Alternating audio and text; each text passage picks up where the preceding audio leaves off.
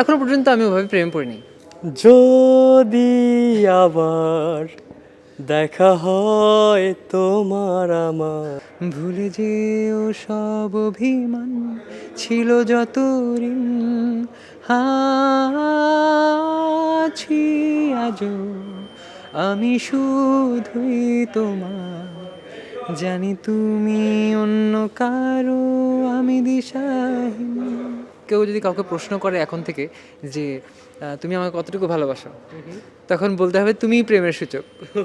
মানে হচ্ছে যতটুকু তুমি ঠিক ততটুকুই আমার প্রেম। এমন গল্প বলতে চাই যেই গল্পগুলো হচ্ছে আগে কেউ শুনে নাই। সামলে রেখো আমার শখে তোমার গলার তিল, ও সামলে রেখো আমার শখে তোমার গলার তিল। অভিমান আছে কতটুকু আপনার মধ্যে? এখন অভিমান নাই, যে সব অভিমান বাদ। ওকে, সর্বশেষ একটা গান আমরা দেখলাম প্রেমের সূচক, সেটা প্রসঙ্গেই শুরুতে একটু জানতে চাইবো কেমন সাড়া আর গানের গল্পটাও। প্রেমের সূচকের সাড়া তো কমেন্ট বক্স শুনলেই বুঝতে পারবা। তো আমার মনে হয় কমেন্ট বক্সটা খুব ভালো, সবাই খুব পছন্দ করেছে। আর গানের গল্প যদি বলতে চাই, প্রেমের সূচক বলতে প্রথমে প্রশ্ন আসে যে what is the meaning of সূচক, প্রেমের সূচক কী, এটা তো কখনো শুনলাম না। তো প্রেমের সূচক বেসিকলি ওয়েন সূচকের অনেকগুলো মিনিং থাকে, starting blah blah blah, but basic পরিমাপক হচ্ছে সূচকের মেইন মিনিং। সুখ ও আনন্দের ধারায় ছোট সংসার হোক পরিবার পরিকল্পনায় জনস্বার্থে সেন্সেশন। তো প্রেমের সূচক বলতে কেউ যদি কাউকে প্রশ্ন করে এখন থেকে যে তুমি আমাকে কতটুকু ভালোবাসো, তখন বলতে হবে তুমিই প্রেমের সূচক। মানে হচ্ছে যতটুকু তুমি ঠিক ততটুকুই আমার প্রেম, এর বাইরে আর কিছু নেই, এরকম আর কি। প্রত্যেকটা গান দর্শকদের হৃদয়ে ছুঁয়ে যাচ্ছে, মাঝখানে একটা তিল, সেটাও সাড়া ফেললো ব্যাপক। তিলটা একটু আপনার গলায়, মানে খালি গলায় একটু আমরা শুনতে চাইবো প্লিজ। এক লাইন গাচ্ছি আমি, যেহেতু ব্রেস করে আমার গাইতে একটু কষ্ট হয় এখন।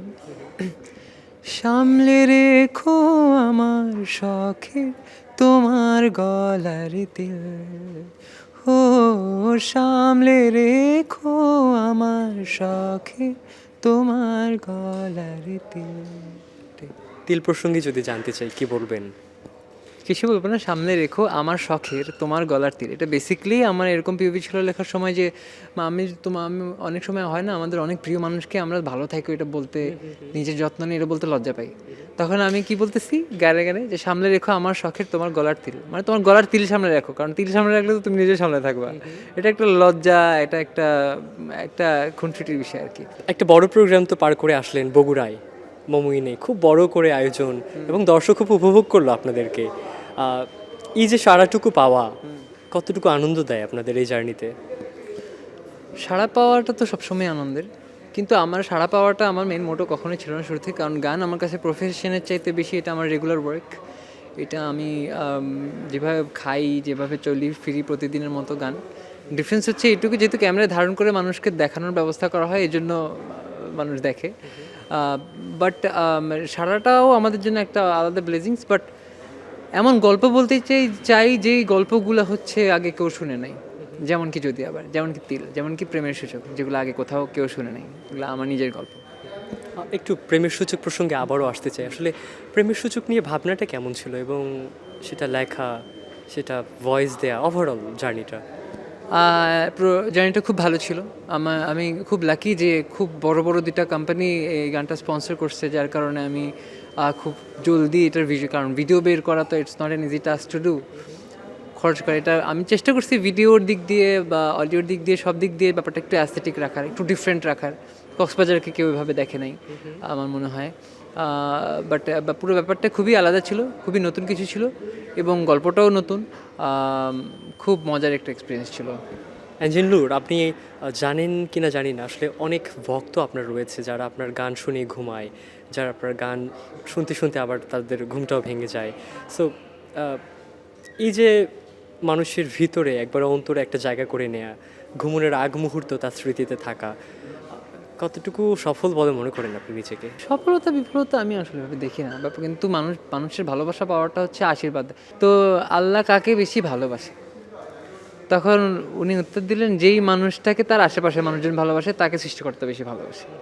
এটা মোস্ট প্রবলি একজন সাহাবী হযরত মুহাম্মদ সাল্লাল্লাহু আলাইহি ওয়াসাল্লাম জিজ্ঞেস করছে। সো এখন আপনাকে যদি আপনার আশেপাশে মানুষজন ভালোবাসে তার মানে ওইটা আসলে আল্লাহর একটা ভালোবাসার প্রকাশ মানুষের থ্রুতে। সো এটা যেভাবেই আমাকে ভালোবাসা কারণ আমার মনে হয় এটা আমার জন্য একটা আশীর্বাদ, ব্লেজিং, আমার জীবনের পথ চলার পথে একটা পজিটিভ এনার্জি। এই যে এত মানুষ আপনাকে পছন্দ করে, আপনার গান শুনে আপনাকে ভালোবাসে, অ্যাঞ্জেল নূরের ভালোবাসার জায়গাটা কেমন? ব্যক্তিগত মানুষ প্রসঙ্গে যদি জানতে চাই, জীবনে প্রিয় মানুষকে নিয়ে কি বলবেন?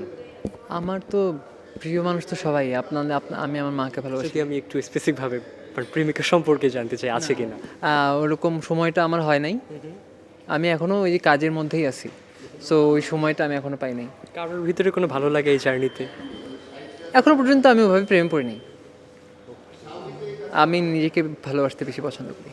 নতুন কোনো কাজের ব্যাপারে যদি জানতে চাই, আবার নতুন কাজ বলতে আমি তো ইন্ডিপেন্ডেন্ট আর্টিস্ট। সো আমার একটা গান রিলিজ করতে গেলে সেটা অডিও রেডি করা, ভিডিও করা সব আমার করতে হয়। সো ওটা আমার জন্য একটা চাপ। প্রেমের সূচক রিলিজ করা ইজি হয়েছে, তীর রিলিজ করা ইজি হয়েছে, বা যদি আবার রিলিজ করা ইজি হয়েছে কারণ ওদের সাথে কিছু ভালো ভালো মানুষজন ছিল যারা গানগুলোকে আমাকে অনেক ভালোবাসে, আমার গানগুলোকে অ্যাপ্রিসিয়েট করে। আমার জন্য ওটা ইজি হয়।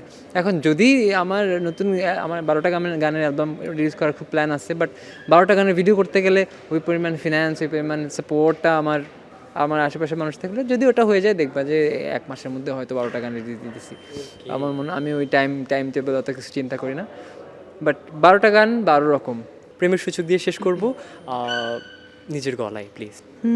একলা একাকী ক্লান্ত পথে তুমি প্রেমের সূচক, এখনই যাবে কি চলে, হঠাৎ ধেয়ে আসা ঝড়ের মতো তুমি প্রেমের সূচক, এখনই যাবে কি চলে।